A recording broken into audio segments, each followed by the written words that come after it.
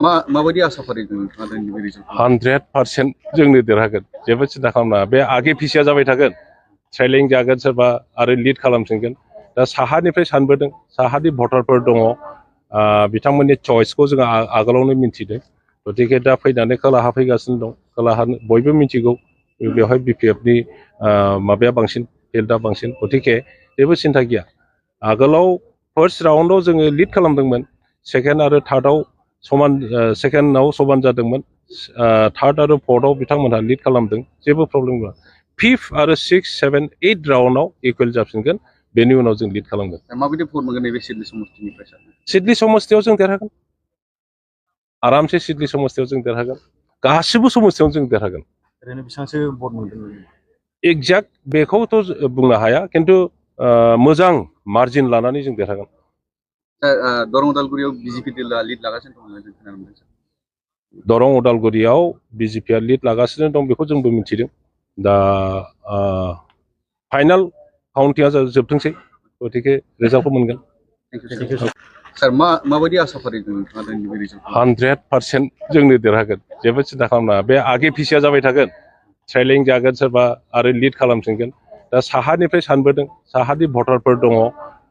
बिथांमोननि चइसखौ जों आगोलावनो मिन्थिदों गतिके दा फैनानै खोलाहा फैगासिनो दं खोलाहा बयबो मिन्थिगौ बेवहाय बिपिएफनि माबाया बांसिन फिल्डआ बांसिन गतिके जेबो सिन्था गैया आगोलाव फार्स्ट राउन्डआव जोङो लिड खालामदोंमोन सेकेन्ड आरो थार्डआव समान सेकेन्डआव समान जादोंमोन थार्ड आरो फर्थआव बिथांमोनहा लिड खालामदों जेबो प्रब्लेम गैया फिफ्थ आरो 6, 7, 8 राउन्डआव इकुवेल जाफिनगोन बेनि उनाव जों लिड खालामगोन माबायदि भट मोनगोन नैबे सिडली समष्टिनिफ्राय सार? सिडली समष्टियाव जों देरहागोन आरामसे सिडली समष्टियाव जों देरहागोन गासिबो समष्टियावनो जों देरहागोन ओरैनो बेसेबांसो भट मोनगोन? एक्जेक्ट बेखौथ' बुंनो हाया खिन्थु मोजां मार्जिन लानानै जों देरहागोन दरं उदालगुरियाव बिजेपि दला लिड लागासिनो दं होननानै जों खोनानो मोनदों। दरं उदालगुरियाव बिजेपिया लिड लागासिनो दं बेखौ जोंबो मिथिदों दा फाइनाल काउन्टिंआ जोबथोंसै गतिके रिजाल्टखौ मोनगोन हायर सेकेन्डारि उथ्रिनाय फरायसाफोरनि थाखाय गोजोनथाव खौरां BA सेथि सेमिस्टारनि थाखाय गबिन्द बसुमतारी कलेजाव मुं थिसननाया सोलिगासिनो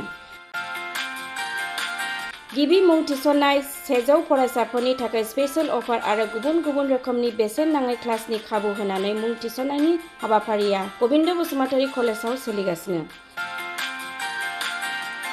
फरायसाफ्रा गावनि गोसो बायदि साबजेक्टफोरखौ सायख'नानै लानो हागोन लोगोसे basic computer class self defence spoken English class बायदि खाबुफोरखौ फरायसाफ्रा बेसेन नाङाजासे लानो हागोन